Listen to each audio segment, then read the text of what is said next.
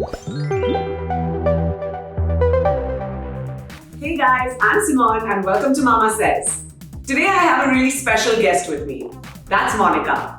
So we're here today to talk about how to organize that perfect playdate, and Monica is going to help us come up with amazing ideas.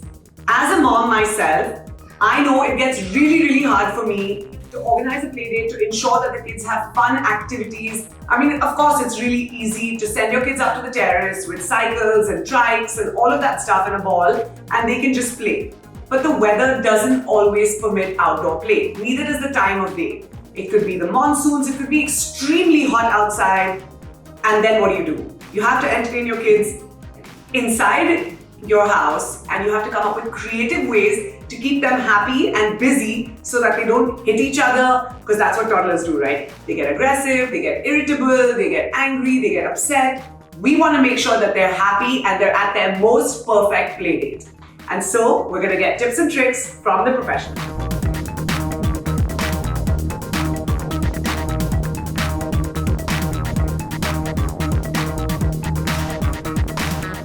Okay, so Monica, as a mom, like I said earlier, when I have kids at home, I want to make sure that they're having fun, that they're safe, that they're protected, but at the same time, they're free and having fun.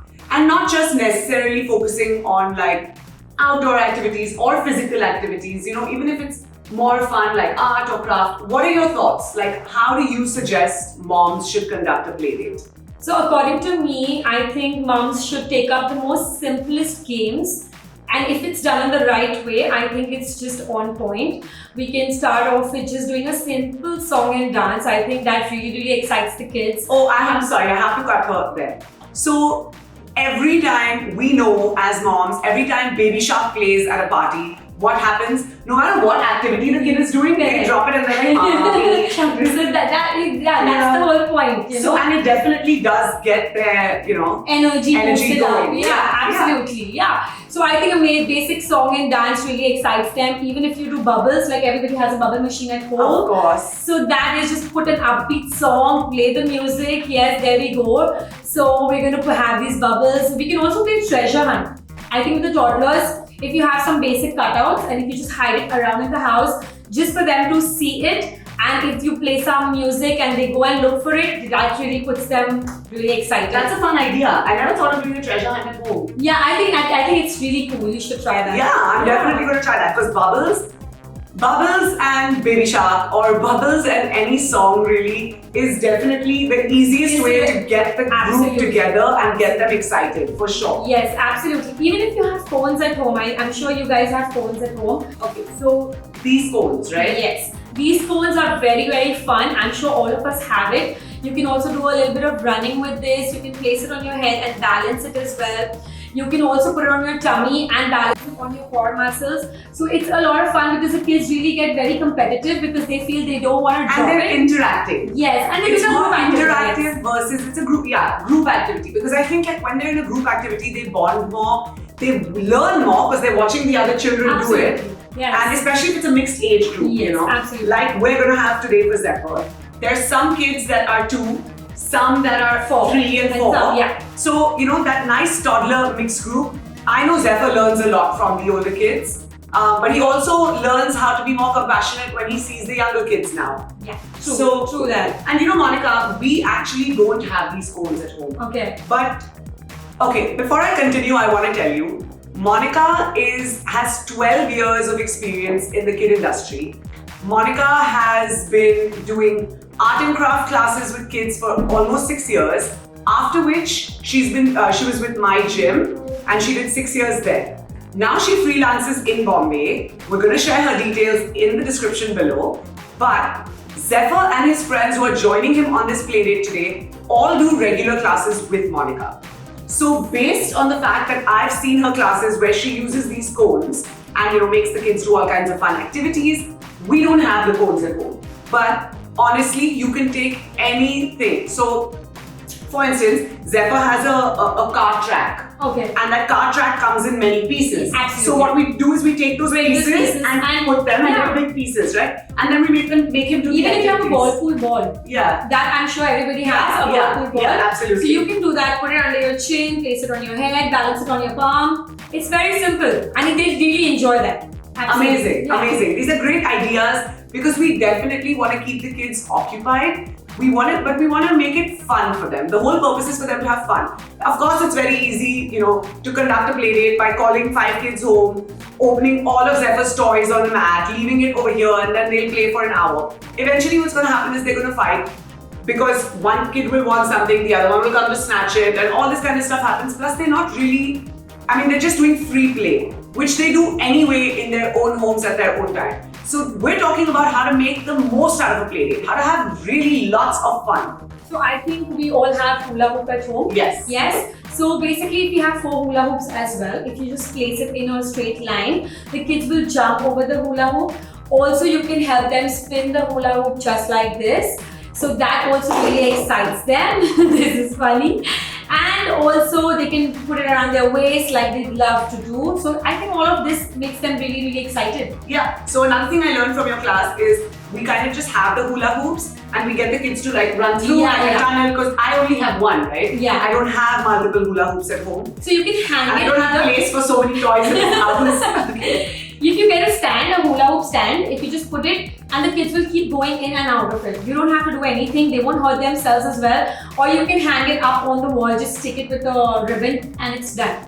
Amazing. Okay, so what else, Monica? So these are all physical activities, right? Like we place our things, we get them to jump on the side, bubbles. Another very exciting thing is you can bring all your toys like how you have, like all the kids usually have, place it in the center, have kids sit around them and play some soft music. They are playing, interacting with each other at the same time. They're doing a group activity and after they're done for barely like 10 minutes, you can also put up like a very cute upbeat song and ask the kids to do a cleanup.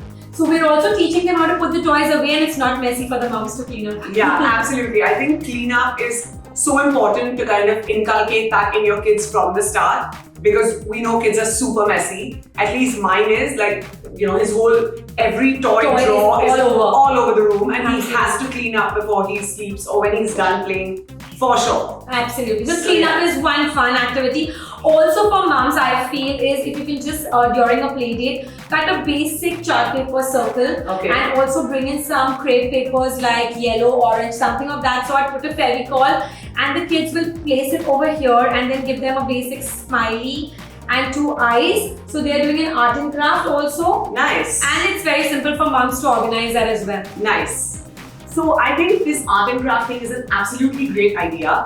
In fact, you can also, we tend to do a lot of DIY stuff ourselves at home. We did a lot of fun stuff during Christmas. If you haven't seen our Christmas DIY activity video, go see it.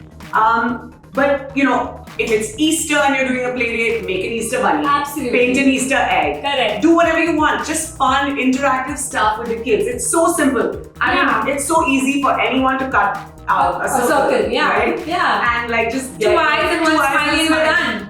And then you have this little yellow crepe paper where you just make a yellow. Guys, improvise, do it your way. Just have fun, be free, and remember that the kids, as long as they're busy, they don't really care how perfect it is or how, any of that. They just want things to do and they need to be instructed. As long as that's happening, they're gonna have a great time. So Monica was just discussing with me a couple of other ideas that she does. She kind of has cutouts of different animals. This one's a sheep. And she tends to play Mary Had a Little Lamb. Yes, which is and then just do like an interactive puppet show. You can also do this with books. So like hypothetically, if you're reading the Gruffalo book and you have a Gruffalo cutout, that book just becomes that much more interactive for the baby. Even if you have the very hungry caterpillar and you have a caterpillar toy or you have a caterpillar cutout, the kids are so much more engrossed in listening to story time when that's happening and they're doing it in a group and they're having so much fun. So these are just a couple of ideas that you can do at a play date. Our usual class with Monica that we're currently doing involves a lot of physical activities. The kids are learning how to cartwheel, they're learning somersaults, they're learning how to do all these kinds of tricks. holding bars and Yeah. gaining strength is what they do with Monica. Now, as a mom, I don't think I can do that stuff with my kid without a professional around me. Because what if I'm like doing something wrong and I hurt my child in the process? So I honestly would trust a professional with that. I'm not taking chances with that. But Monica, with all her experience of the past 12 years, is just here to help make all your lives a little bit easier and most importantly, to give you tips and tricks on how to organize that perfect play date. I mean, of course, other than the activities and whatnot, you're going to have those healthy little snacks for the kids on the side. If you want to give all the kids a little something to take home when they leave the play date, all of that, keeping that aside, we're just here to talk about how to keep them entertained. Because we know with the toddlers and their little small, tiny attention spans that they have, we have to do so much work to get them to be focused and most importantly, to have fun.